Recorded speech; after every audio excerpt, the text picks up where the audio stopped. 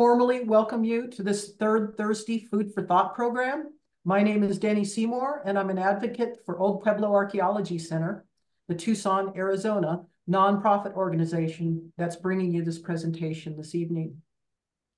For tonight's third Thursday program, Old Pueblo is delighted to welcome our guest presenter, historian Dr. Robert Watt. Dr. Watt is a lecturer in the United Kingdom's University of Birmingham. In 2019, after almost 20 years of research, he completed an Apache history trilogy on the Victorio campaign. This is one of the volumes here. In 2000, he's also published articles on this particular conflict in several books and professional journals, both in the UK and in the United States, including War and History, the Southwestern Historical Quarterly, the Journal of Military History, and the New Mexico Historical Review. And in this particular volume, I'm proud to have an article with both Dr. Watt and Karl Laumbach on Apache history. Supposed to work better than that. Anyway, Dr. Watt has also published two other books, Apache Tactics and Apache Warrior. There we go, you kind of can see them. He's also undertaken extensive archival research in Washington, D.C. and the American Southwest, and has made at least 12 field trips to New Mexico, Arizona, and Chihuahua for on-the-ground reconnaissance of Apache historical sites. Those trips have allowed him to pursue another passionate hobby, wildlife photography, and yet another book. He's a fan of kingfishers. There we go. This evening, Dr. Watt's topic is a historical myth that one of the 1880s encounters in the Apache Wars involved the perils of dihydrogen-monoxide, which I'm expecting he'll explain. Please welcome this month's third Thursday Food for Thought guest speaker, Dr. Robert Watt. Thank you. Let me just call this up. There, can everyone see that? Yes. Okay, so before we start, obviously I need to explain dihydrogen monoxide. And if I said H2O, it's another way of saying water. And one of the big myths about the Hembrillo battle, the Hembrillo Canyon battles, is that water caused the problems. And amongst many things I'm going to try and cover tonight, one of the water stories is a complete myth as far as I can tell, but water still plays a key part in what actually happened. Secondly, I need to give a quick overview of the Victorio campaign. Basically, it's the resistance led by characters such as Victorio, Nana, Loco, to concentration policy of the US government to move them from the reservation at Ojo Caliente in New Mexico to San Carlos in Arizona.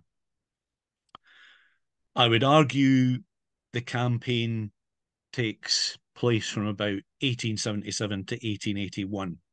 Now, those of you that are jumping up going, hang on a second, Victorio was killed in 1880, October. Yes, he was. But the surviving members of the Chihena Apaches didn't give up the fight for a following year, for another year under the leadership of Nana. So what we're looking at is an incident within this campaign, which is two skirmishes in Hembrillo Canyon, or more accurately, one in Hembrillo Canyon and one in Hembrillo Basin at the top of Hembrillo Canyon, and that's in the San Andres Mountains in New Mexico. There'll be a map in a bit. I might give you a better idea of where we are. Finally, this is an archaeology talk. And one of the things I've been saying for years is that some of the most interesting stuff being produced on the Apache Wars has been produced by archaeologists. And the thrust of this talk is really how archaeologists can help me as a historian actually write a better account of Apache conflict, Apache history, US Army history, whatever. But also in engaging with this, I also believe that historians can do a bit of complementary digging and actually help the archaeologists. So that's basically the thrust of this. We're going to look at a skirmish in the 5th of April 1880. It's commonly called the Conline skirmish. And then we're going to look at the main battle, 6th to 7th of April, and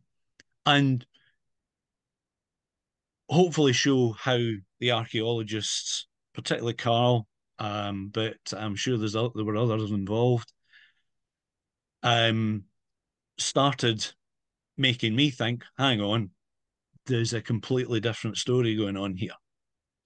So, quick, let's see if this, thank goodness. I clicked there and nothing happened. That's always the bane of presentations online. So what we have here is just a few photographs from the Order Indian Wars visit to Cook's Canyon, and an Apache reenactor called Juan Rogelio. Very good guy, great friend. And I managed to catch him firing his Springfield carbine.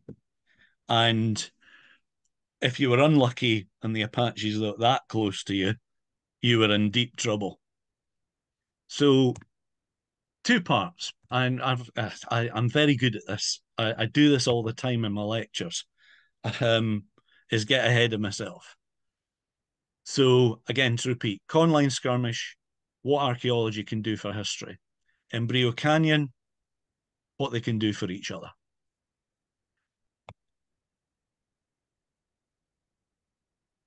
So first things first, this is all part of one operation with the US Army to try and trap Victorio.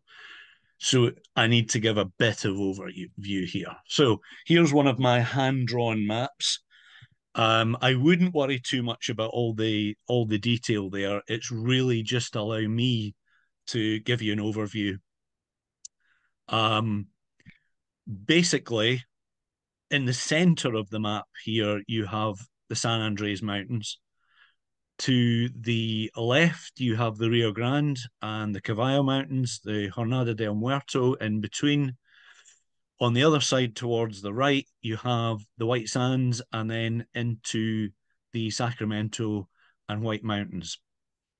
Incidentally, I get constantly picked up on my Spanish pronunciations. So if I've got any of this slightly off or more than slightly off, bear with me. So basically, the claim is by the US Army is that they knew Victorio was camped in the middle of San Andres Mountains, and they tried to launch a three-pronged operation to trap him. So there's 3 battalions of New Mexico troops. So it's largely Ninth Cavalry. There's 3 Apache scout companies, and because 2 of them are on loan from Arizona, there is a 6th Cavalry company separate along, but 2 of those Apache scout companies have up to 26 cavalrymen with their mule trains.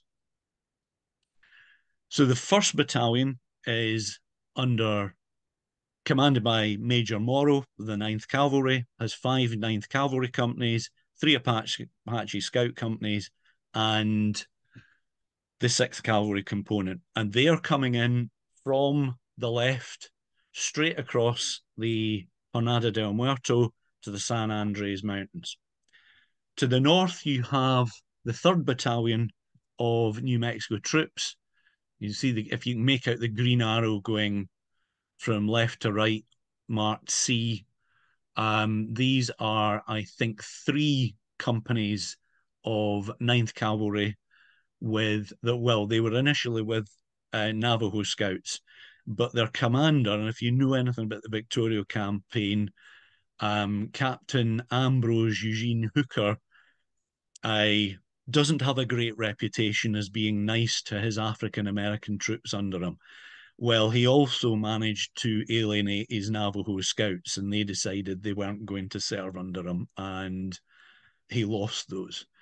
He's supposedly coming in from the north to try and trap Victorio. Well, the main strike force is the 1st Battalion, and they're going to be the ones they're the hammer.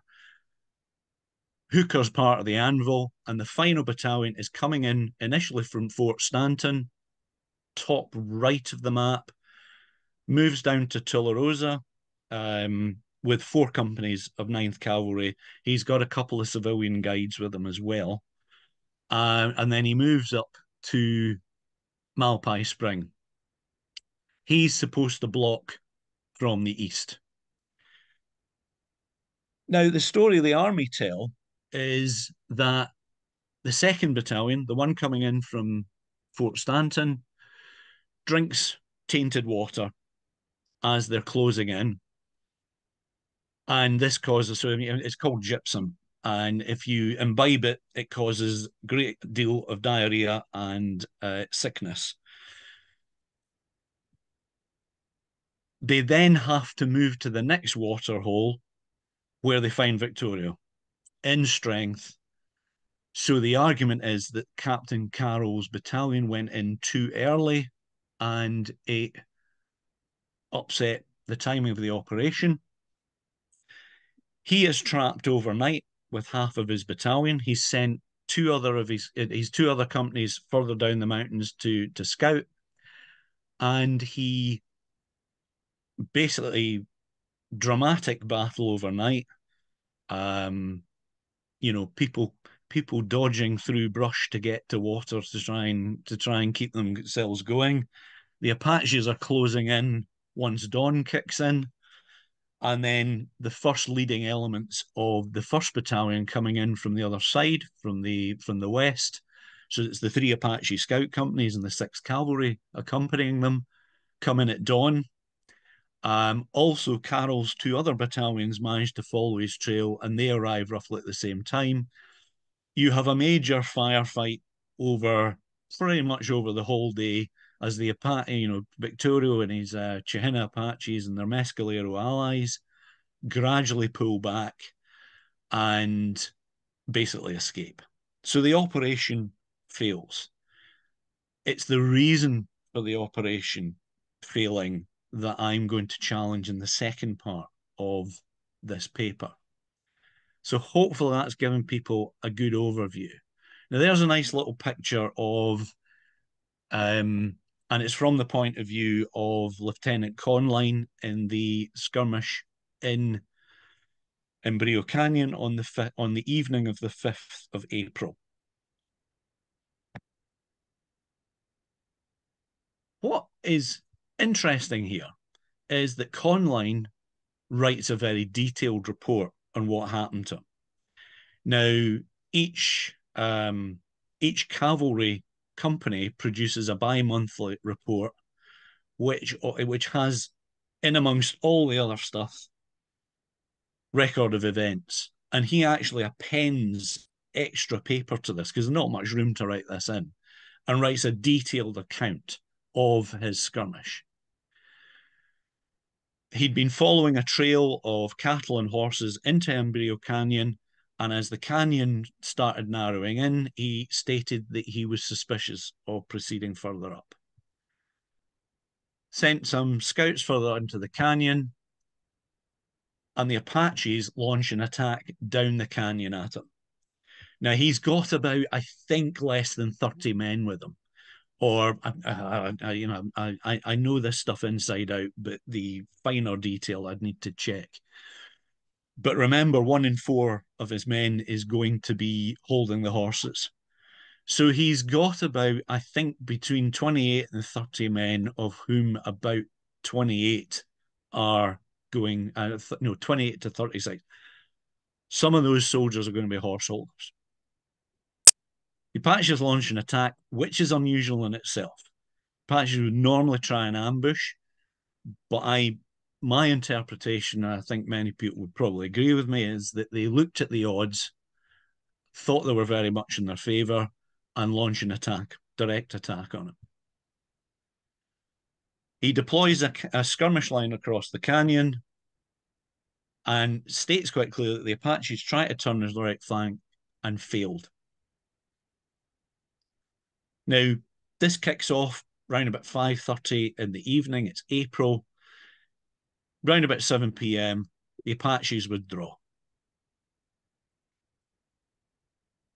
Now, there's, again, one of my unreadable maps, but that's the map according to Conline, or largely according to Conline's skirmish report.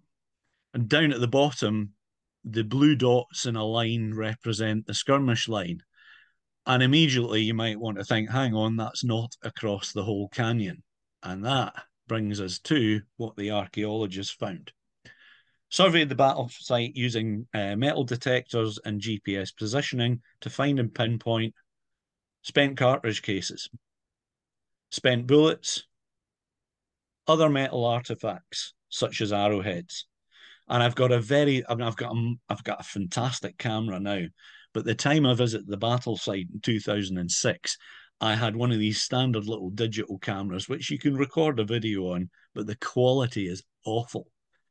But I have one little clip where there's two metal markers, pinpoint artifacts, and one of them is a Ninth Cavalry spent cartridge, a Springfield 4555, 4555 cartridge case, and about a meter away from it is an Apache arrowhead. So it kind of gives you, you're standing on the spot looking around and you can kind of see what's going on as well. Fascinating stuff. So far, the story matches with that reported by Lieutenant Conline. They're able to map the position, in some cases, the movement of individual people in the skirmish. Here's a map of what actually happened. And again, I wouldn't worry too much. I'm presuming, Al, that this will be available and people can zoom in at their leisure to have a look at the actual map.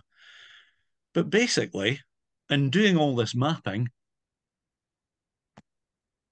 the survey found Conline had not extended the skirmish line across the whole canyon. Simply hadn't. The Apaches had succeeded in turning his right flank simply because they were able to use an arroyo further over to work their way protected round his flank, while others confronted him from very good rock cover in front of him, up to about 30 yards away from him. But others had worked their way further up the slope of the canyon to shoot down at his position. Key thing for me is they showed that the Apache hadn't attempted to turn his right flank. They'd succeeded. And in the sense of the timings here, this meant that Conline had been very lucky that the skirmish had occurred round about 5:30, as the Apaches, by about darkness, had forced Conline into a very difficult situation. He'd almost had to form his defence line into a horseshoe shape to protect his horses. Those of you who know anything about the Victorio campaign, there are situations where the Apaches have got their targets into exactly where they want them, have held them down all day and picked them off at their leisure. I suspect if Conline had been attacked at noon or earlier, there would have been a very different story. I should check these things. He has very few casualties. I think there's a couple of horses killed now. I think one of the civilian guides and one of the soldiers is wounded. But by the time the Apaches break off the battle, they're trapped in quite a tricky situation. Apaches don't want to risk unnecessary casualties. Darkness falls, they pull back, and he returns and reports into Carroll. Generally, this is seen in, many books in the Apache Wars. If it gets mentioned at all, it's seen as being quite inconclusive. What the archaeologists showed is that actually it's a skirmish that could have gone very badly wrong for the US cavalry on the timings front. And that's a picture of the Arroyo. So Conline's skirmish is to the left of the photograph going up the screen. I've actually, obviously took the photograph, but I've moved up and down there. And even somebody as creaky as I am at 57 is going to be able to work your way down there, not too difficult a task without exposing yourself to hostile fire. Now, I've got up there the Hembrillo Canyon operation, but just to round off with Conline, what we're doing here is challenging the written record of the fight by Conline through the medium of archaeology. So to me, what is fascinating about this is something that I just thought, well, there's a bit of to and froing here, but nothing really happened. Has completely changed my view of that skirmish as a historian. Now, with the main battle, when Carroll is trapped overnight, I'm not going to be challenging anybody's version of what actually happened in the fight. I think the archaeology very much tends to confirm what actually happened. What I will be doing is showing how, looking through the archives, how it was written up afterwards is, well, there was, I said to Al when we did a practice run on this, there was quite a famous British case about, I think, Peter Wright and spy capture, and it went to court in Australia. Long story, but one of the civil servants was directly asked if he was telling the truth.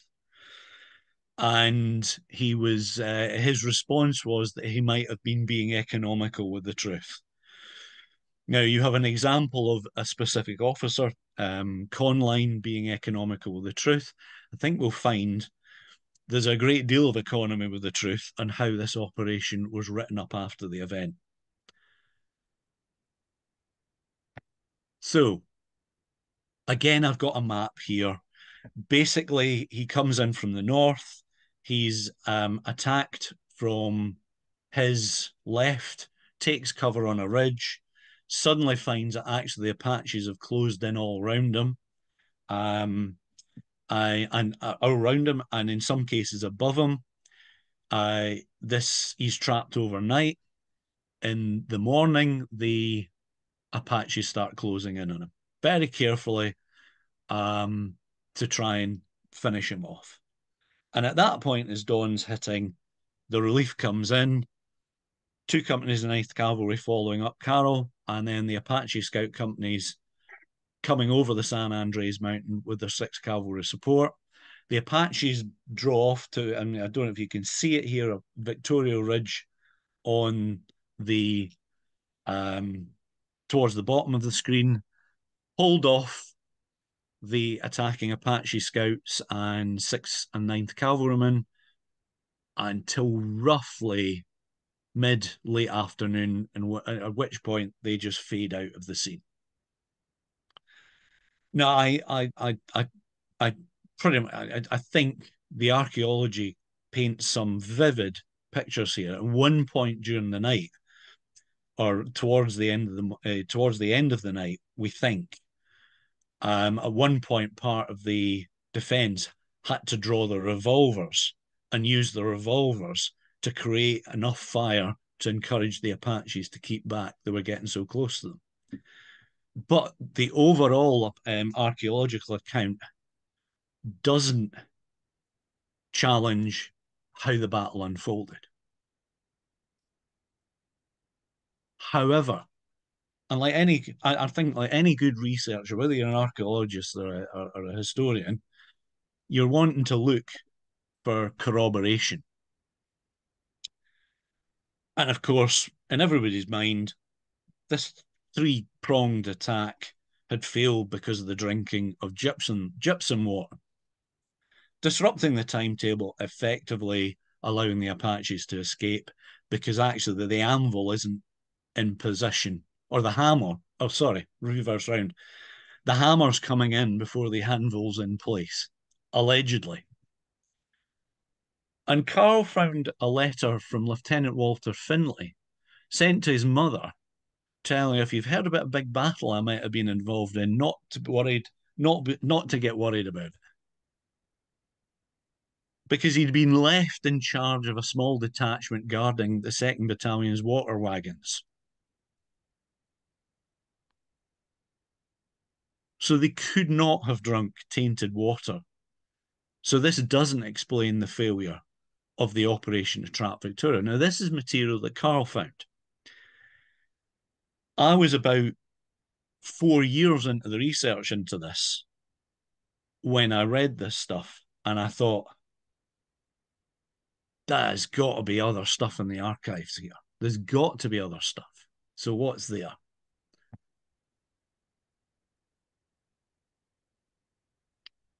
Now, I've twice asked at the National Archives whether I've got everything they have, given them my list of material that I've gone through. And they said, you've read everything, you've looked at everything we've got on that could cover this. And having gone through the archive material, and I have thousands of documents, either in microfilm or photocopied, I could find no contemporary account of Hembrillo Canyon battle that mentioned it going wrong because of tainted water. First mention I could find was Lieutenant Thomas Cruise's memoirs, published in 1939-1940. He was at the battle, but he was serving with the 1st Battalion with one of the Apache scout companies. So he's attached to the 1st Battalion New Mexico troops. Also, passage of time. Memory kind of coalesces all sorts of things. And I suspect what he's remembering is actually the aftermath of the Hembrillo Canyon battle, where on moving towards the Mescalero Reservation to the east, they get kind of disorientated in the White Sands, and they actually become very, very distressed through lack of water. But here's what someone like me, and a historian, can contribute to this. There are thousands of letters and telegrams sent between officers, detachments, before the operation, outlining what the plan is. You also get quite a lot of stuff where they're actually reporting in as the operation is unfolding. And when you read these, I would argue the Hembrillo Canyon operation fails because of incomplete intelligence, inefficient logistical support, and ineffective communications. Incomplete intelligence, the first one. Hatch's official record of events makes a very clear statement that they knew exactly where Victoria was camped. However, in the District of New Mexico, now, District of New Mexico, it's basically a military district. So the District of New Mexico obviously would cover most of what we know of as New Mexico. It's part of the, now let's see if I get this right, Department of the Missouri, which is part of the Division of Missouri. Nice confusing one. The Department of the Missouri is headquartered at Fort Leavenworth, Kansas. The division, I think, is headquartered at Chicago. So what I went through was the messages going back and forth between those levels of command, between the District of New Mexico, within the District of New Mexico, and up and down the chain of command. And that correspondence reveals that they thought Victoria was in the San Andreas Mountains, but they also thought he was in the Sierra Blanca Mountains. And if you remember my map before I started putting things into what they're actually called rather than the English translations, that's the Sierra Blanca, which are miles away. They're about 50 miles, maybe 50, 60 miles away. However, the most concrete evidence that Hatch, that's Colonel Edward Hatch. He's in charge. He's in command of the Ninth Cavalry. He's also the commander of the District of New Mexico. Now, this is April 1880. In February 1880, he took over direct command of field operations. So he's issuing a whole load of orders. One of the clearest indications to me that Hatch did not know the location is in the orders given to Hooker's 3rd Battalion, who are alleged to the north and supposedly coming in to cover from the north. So he's instructed on the 4th of April 1880 to cover the north side of the San Andreas Mountains. The following day, he's told to cover the west side of these mountains. And finally, in a report submitted 5th of August 1880, so that's about May, June, July, about 4 months later, Hatch is reporting to superiors that he had ordered Hooker and his battalion to cover the east side of the San Andreas Mountains.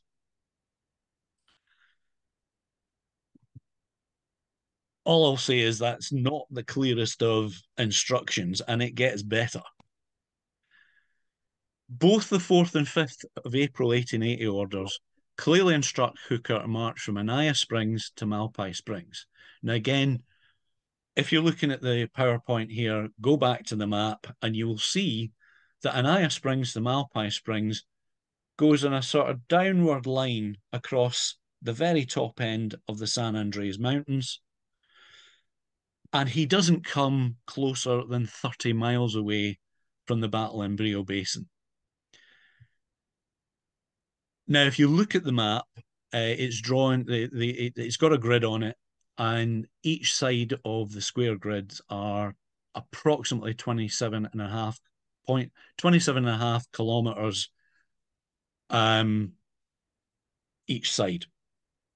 Now, I'm going to have to say bad Bob here because I promised Al that I'd do a miles conversion here and I forgot all about it. But all you need to do is punch, get a kilometers to miles thing on the internet and just punch in 27.5 and you'll get there. Back to this. As far as I'm concerned, it's clear from the correspondence, Hatch did not know the exact location of Victorio's camp. I suspect he had an approximate idea, but I'm given the orders in advance of the operation and the lead up to the execution of the operation, they didn't know where Victorio was. I just can't see that from the primary sources in the archives. Second one, inefficient logistic support. Hatch report that it was crippled by a lack of transportation for forage, independent forage contractors failing to provide enough forage, and lack of sufficient horses for the available troops. So, for instance, the 2nd Battalion, I'm sure I've done the calculations in the book, but Carroll, I think, has about 150 men with him, but the available men to him, I think, were about 190. The reason he can't take out all 190 is they don't have enough horses to mount them. So these are all sorts of things going on. Hatch after the battle sacks at least 2 forage contractors. Can't quite find the reasons, but I suspect it's a combination of overcharging because they've got a captive market, but also not being able to hold sufficient forage to allow operations to happen. Key reason for the failure is, if you remember the map, in the center of the Jornada del Muerto, there's a place called Alaman Wells. And this was the jump-off point, the final jump-off point for the hammer. So they'll, 6th Cavalry, Apache Scouts, and 5 companies of Ninth Cavalry. Key reason for the failure of this is a failure of a water pump for a deep well at Alaman. It means they have to manually pull up the water. It means he's able to get his Apache Scouts and the 6th Cavalry moving on the night of the 6th and 7th of April, but it takes at least half a day to water the 9th Cavalry element of the battalion, and they don't reach Hembrillo Canyon and Hembrillo Basin till about 5 in the evening. So a good half of the hammer arrives just as everything's dying off. So water is a key element in this failure, but it's not the drinking of tainted gypsum water. It's the failure of a mechanic pump to allow the battalion to move a lot quicker into battle. Now, those of you that have spent any time in the Southwest in hot weather, is you do not want to be caught without sufficient water. I've done a few modest hikes there where I thought I was carrying enough water. The first time I wasn't, and doubled it for the next time, and I still wasn't. So I was quite glad to get back to the pickup trucks for a bit of additional water. Water is key here, and it's key in the failure of this operation. Now, whether the operation would have succeeded is an open question. I'm not sure. But nevertheless, the force that was intended to be in place was not in place when the battle kicked off.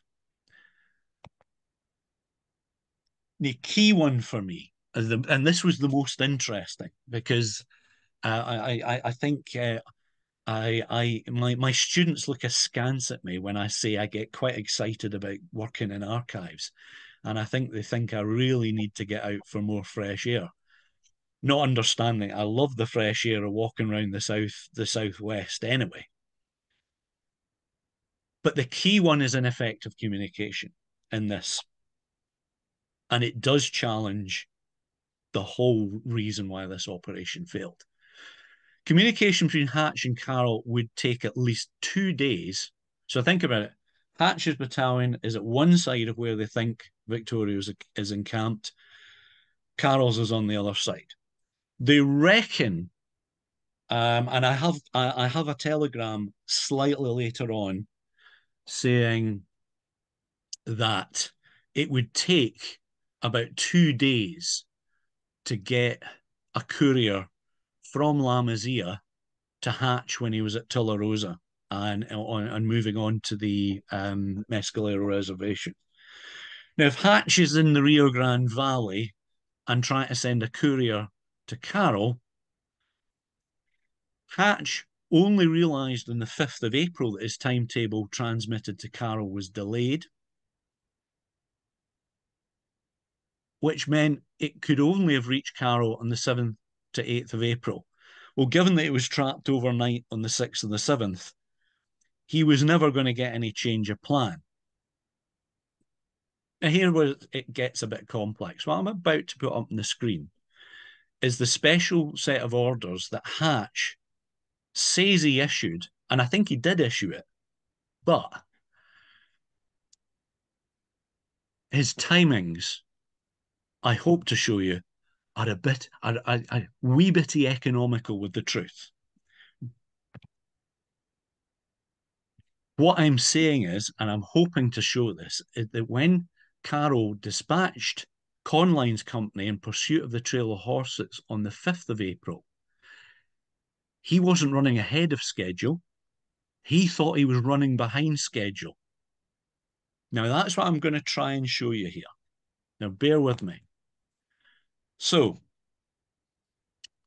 the 3 things you need to look at here, and I hope you can read it, but just listen to me anyway. On number 1 there, so this is supposedly the special field orders issued in the field, Alaman, New Mexico, April the 5th, 1880. And basically, number 1, he's saying that his battalion will move on the evening of the 6th, as soon as it's dark, to conceal the movement. And all companies of the Ninth Cavalry present with the battalion will move up on the morning of the 7th directly to the San Andreas Mountains.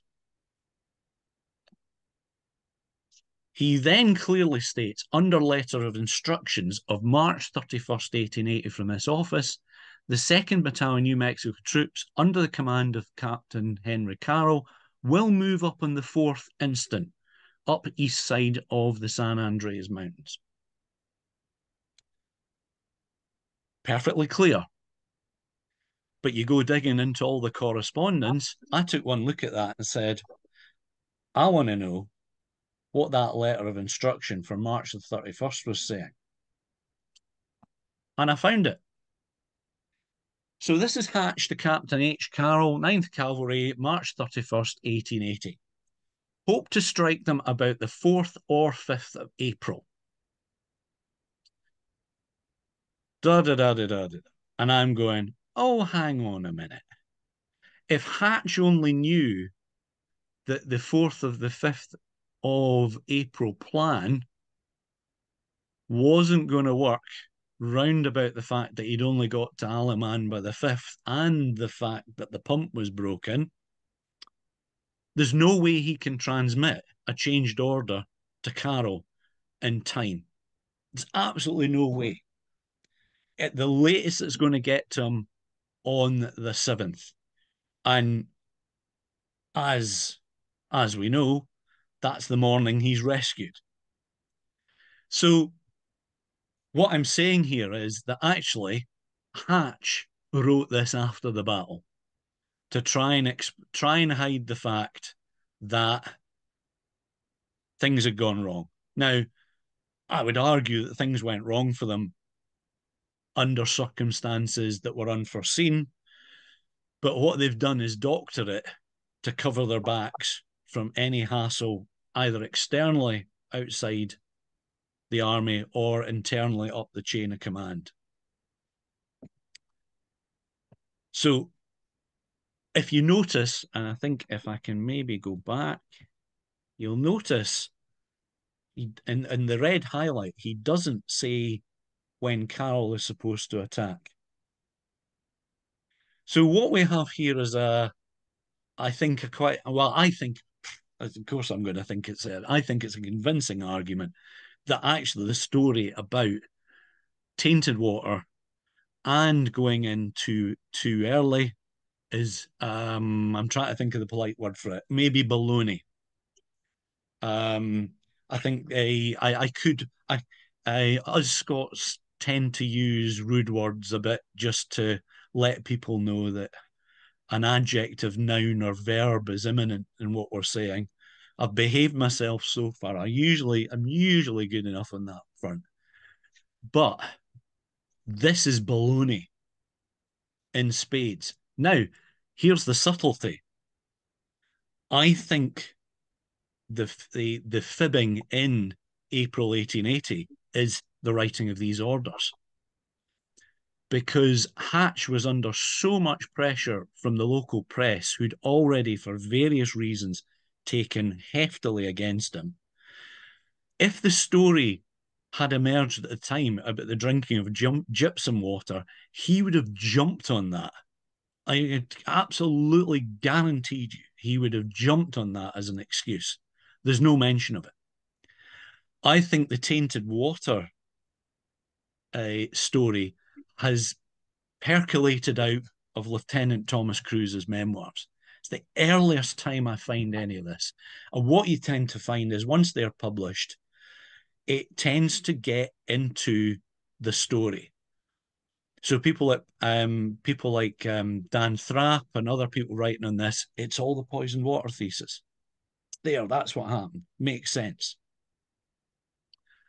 I think the fiddle at the time was in these orders. It wasn't, Hatch would have jumped on that.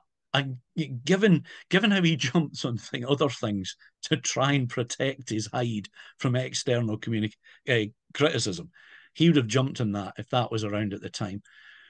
So I think so to kind of round off, what I'm trying to argue here is that in Carl finding that letter about tainted water, triggering off me thinking, God, there's loads of stuff out here. What were they saying before and during the operation? I think we can clearly show that what is presented as a very well thought out plan wasn't well thought out. Certainly, I think Hatch is culpable for, I think, telling fibs about knowing where Victorio was. But I think it's everything else. Whenever the plan's put together, once you engage the enemy, the plan goes out the window if unless you're very lucky. I think the inefficient logistical situation and the ineffective communications are things he can't really do anything about. Once it goes wrong, it's not going to go well. But he has to protect himself from outside criticism. He's coming under enormous criticism from the citizens of southern New Mexico. And I'm sure we can, if people want to follow this up in the Q&A, I think he's quite culpable for this. I think Hatch is one of these interesting mixes of people. I think he understands how to fight Apaches. What he doesn't understand is politics. And remember, I'm in a political science department. I'm not in a history department. So one of my interests in looking at military history is I don't think you can understand conflict without understanding the political context surrounding that conflict.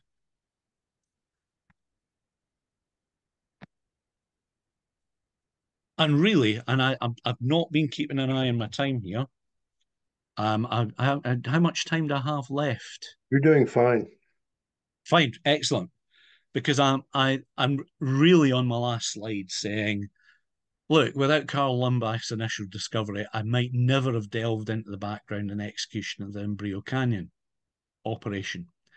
So what I'm arguing here is that there is hugely interesting material is coming. What triggered it off for me was reading the archaeology books on reconstructing the Battle of Little Bighorn. I'm going, wow, I think these guys have nailed this. I didn't get to the battlefield till about 2015, and I stood at the top of Calhoun's skirmish line. And this is the thing about, whatever you do, if you're into doing any sort of historical research, which involves things like campaigns, battles, ambushes, etc., you have to walk the ground. I have, on the Little Bighorn, I've looked at the maps, I've looked at the reports, and I'm thinking, right, okay, fair enough. I got to the battle site, stood at the top end of the skirmish line, took one 360-degree turnaround and said, it's blindingly obvious what happened here. And it is pretty much as the archaeologists are running. And I'm sure that might be a bit controversial because I know not everybody agrees with that. But to me, standing on the ground there is absolutely key. And the amount of Apache ambushes, battles that I've read and looked at the maps, I've had an image in my mind. And that image is invariably wrong when you turn up at the battle site. What the archaeologists have done are then taken this a bit further and actually managed to show that with enough artifacts left there, and I mean, the great thing about Hembrillo Canyon is it's stuck in the middle of the White Sands missile range, so it's not really been hugely disturbed over the last few years. But I also think I think Denny would agree that her work on the Cushing battle site, there was more than enough stuff there to reconstruct what was going on. So talking to an audience, or at least an organization of archaeologists here, I'm saying, look at what they can do for me as a historian, but also look at what I can do for them as a historian. And I think, given the New Mexico review sort of special edition that this talk is based on, which also includes Carl's and Denny's work, I think we've done a good job. So I think I will finish with that and take the flak. Hopefully it won't be too heavy.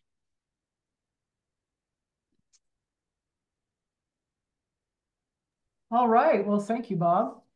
I will take some of these questions.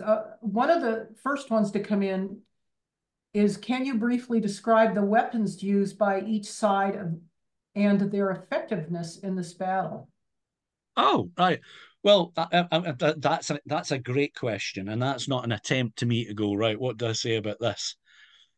One of the fascinating things about Hembrillo Canyon, the main battle, is that there's two things.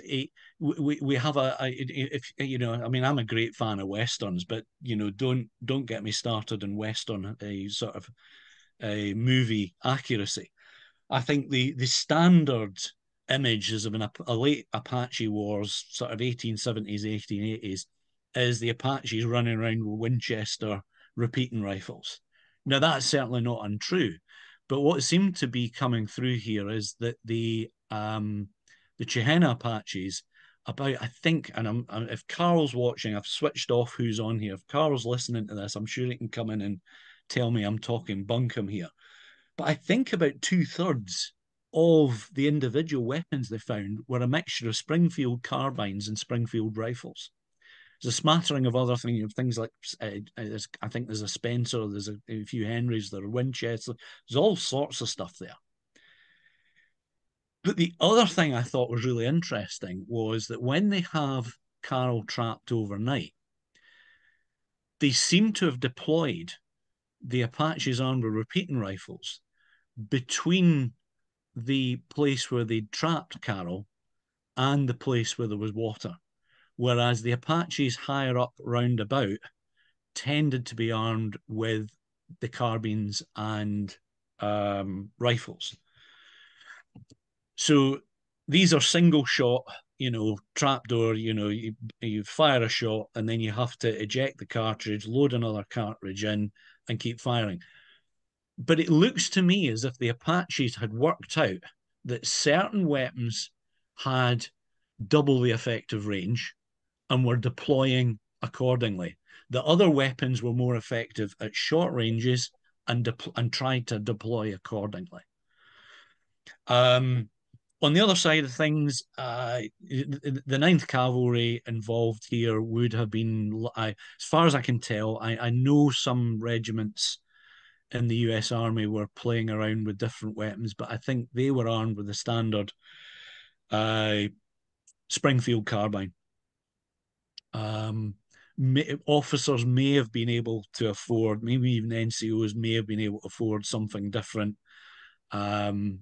But the standard would be the Springfield carbine. Apache Scout companies are armed with often rechambered Springfield rifles from the Civil War. And certainly, while I remember, there's certainly evidence they were using arrows in Conline skirmish. And I think what they appeared to have been doing is, under cover of the arroyo, I think were lobbing arrows into where Conline's horses were being corralled effectively. I suspect to see if they could create a stampede and cause all sorts of chaos. There's certainly in another battle in 18th September 1879, there's a report of a Navajo scout managing to work himself so close to the Apache positions that he was finished off with a revolver shot. So they're certainly armed with revolvers, but I'm sure Bill Cavalier will happily tell you, having fired a replica revolver from the Old West, I couldn't hit a barn from the inside without serious training. And I was trying to adjust my range. And at one point, I pointed literally 45 degrees downwards and a bit to the right to see if I could hit this barrel about 50 yards away. Bang. And there's a puff of dust about 200 yards away in the desert. Remember, maybe not just the weaponry here. In part of my research, I found that the US Army didn't institute regular target practice. And they were talking about it as the Victorio campaign opens. And basically, the Quartermaster General comes back and said, well, if you want to do this, you're going to have to increase our basic ammunition stocks by 2/3 in order to be able to accommodate this. So actually, you've got some very good shots on both sides, but both sides have variable training on this stuff. Now, if I'd been a Ninth Cavalry recruit when I was firing that revolver, I'd have been useless.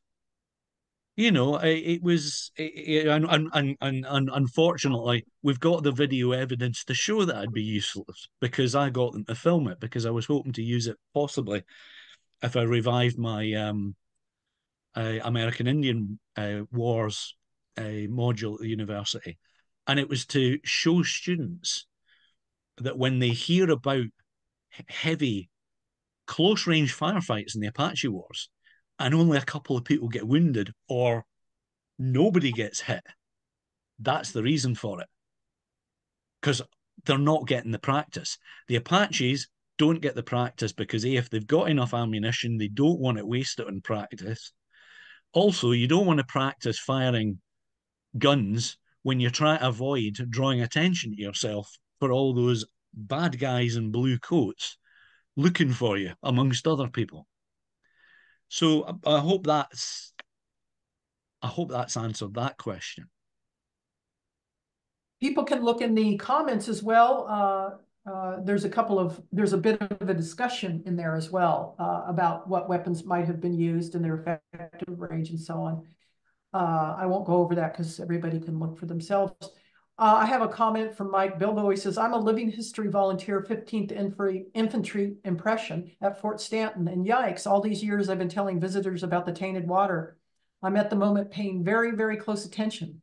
Then it says water wagons, of course, standard operating procedure with company and troop trains while on campaign. Yeah. Well, in addition to that, they knew the water was problematic. So, there'd been a drought for the last year and a half, I think. So I've got communications from Hatch telling people, make sure you carry enough water with you because the water's short. But when we all got caught with the volcano in 2010, I think it was, I ended up in Chicago.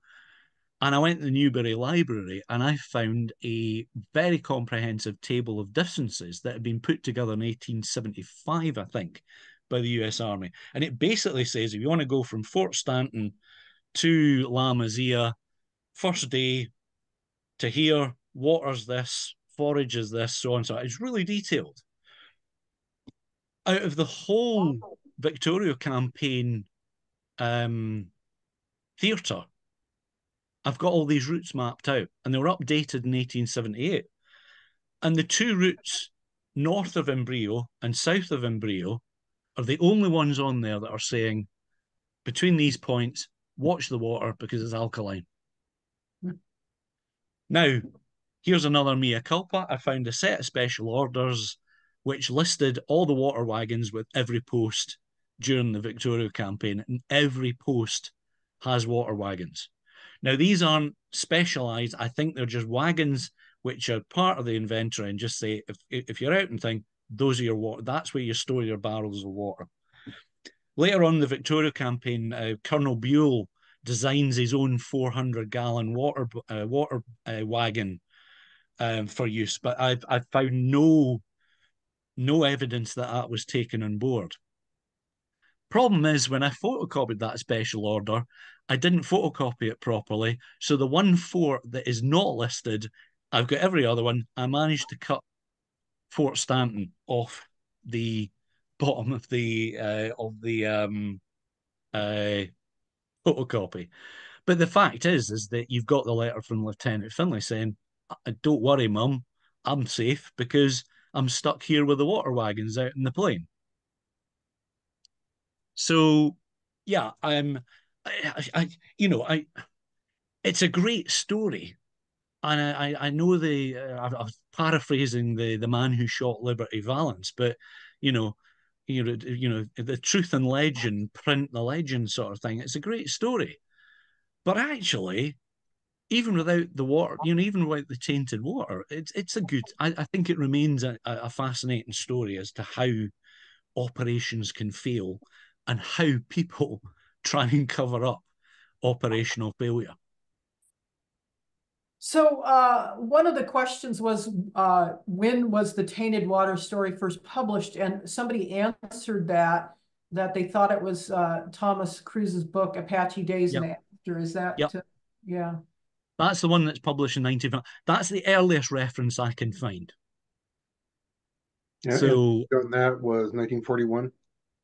it's sometime, I think it's 1940, it might be 1941, but it means he'll have been written, right? I suspect he'll have written it sort of 1938, 39, but it's almost, it's approximately 60 years after the battle, and I've done psychology courses in undergraduate where they show you just how unreliable your memory can be. And that can be after 10 minutes rather than 60 years. There's some, interesting stuff there. The first reference I can see is the Thomas Cruise book. Definitely. Someone noticed that you were a Scotsman and said, how in the world did someone from Great Britain get so interested in the Apache Indian? I get that one all the time. And I'd say stiff academics don't like me saying this, but it's true. It's it's basically the High Chaparral. And this came on British TV when I was a very, so I was born in 1966, and I think they were filmed 67 to 69. So I'm about 5, 6 years old when it's hitting British TV, and I was just fascinated.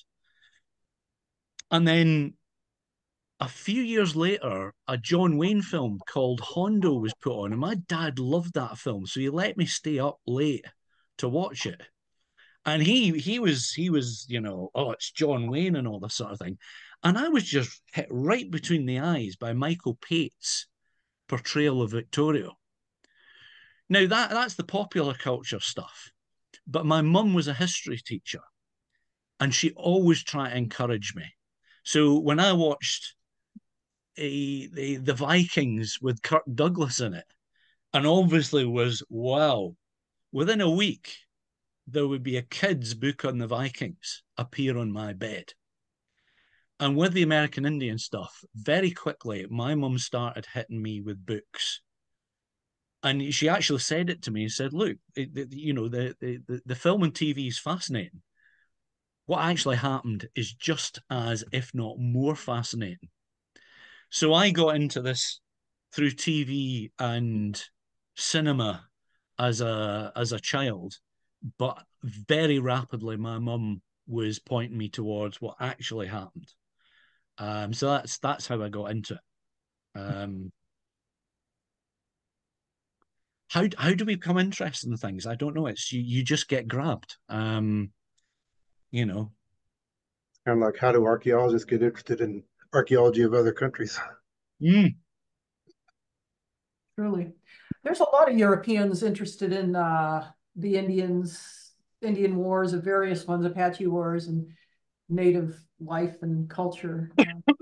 So There's a whole summer subculture in Germany about almost reenacting Indian and cowboy living and life. It's hugely popular. It's very popular in France. I mean, I've always loved comics as a kid, and there was a comic book series about a lieutenant, and he's nicknamed Blueberry, but his name's Mike Donovan. But the artist really captures the American West. So that was another influence on me relatively young. It's just they try to recreate what's going on. And what I found was fascinating was when I did get to the Southwest, that artist had done a damn good job on really trying to tell you what it looked like. Because when you're up in the mountains, there's pine forests. It's not all just bare mountains and deserts. Um, and very good at showing the. Oh, sorry, I'm getting enthusiastic here, so I'm hitting my own laptop, waving my arms here. You know, it's very quick to show that there's more than one ethnic group involved here. There's this, there's Mexican Americans, there's Mexicans, there's First Nations, you've got the Apaches, but you also got Navajo scouts, you've got Western Apache scouts. There's a whole range of actors here. And that's before you get on to the people who wrote the history, which is the Anglo-Americans largely, that we're so fond of. But yeah. Well, I want to thank you for bringing up the point that you really do need to get on the ground if you're going to understand this, including battles, but also anything related to history. It helps to actually go to the place and see it. And it's really nice when a historian understands that. And I know you've done an awful lot of that. So I think that's it with the questions, but there's a lot It's also fun. Yes, it's also huge fun, Well, that's the drinking afterwards too, huh? Yeah, it is. As a good academic, I will say you could say that. I couldn't possibly comment. So here we are at the end of our presentation. On behalf of Old Pueblo Archaeology Center, I'd like to thank you, Dr. Watt, for sharing information, your vast knowledge with us this evening. We'd also like to thank all of you in the audience for joining us tonight. And please consider making a donation to help pay for Old Pueblo's Zoom subscription and also program expenses and their educational programs. And thank you again, Bob, and thank you all for joining us. No problem. It's been a pleasure. I think what time is it there at the moment? It's only 8:17. What is it, 3:17 there? I'll say so. It's going to be getting on for 3:30. Yeah. I was sticking myself with pins for about an hour before this just to keep myself awake. Yeah, your enthusiasm kept you awake. Yeah. Well, you can tell. I'm looking at this and I'm doing, I find this stuff fascinating. So the more people that can get to know about this stuff, the better. Yeah, this will be posted on Old Pueblo's YouTube channel, so look for it later if you didn't quite catch it all. So how many? And Carlos, I see your comment and respond to it. Sorry, I didn't catch that. It went a bit crackly. What were you saying, Jenny? I was talking to Carlos. He sent a person to Bob and I said, I've seen that and I don't want to lose it as we shut down. I'm just acknowledging that. So yeah. Okay, well, okay, well, I'm teaching in 4, 5, 6, 7, 8, 9, 10, 11, 12. Teaching in 8 hours. So that'll be fun. It's an introductory set of lectures, so it's nothing I can't do. But I think I'm gonna bow out and try and get a few hours sleep before I go and terrify my students about domestic American politics. And you got all kinds of good comments here. People really enjoyed the talk. So perfect. I'll send you a copy of the chat file.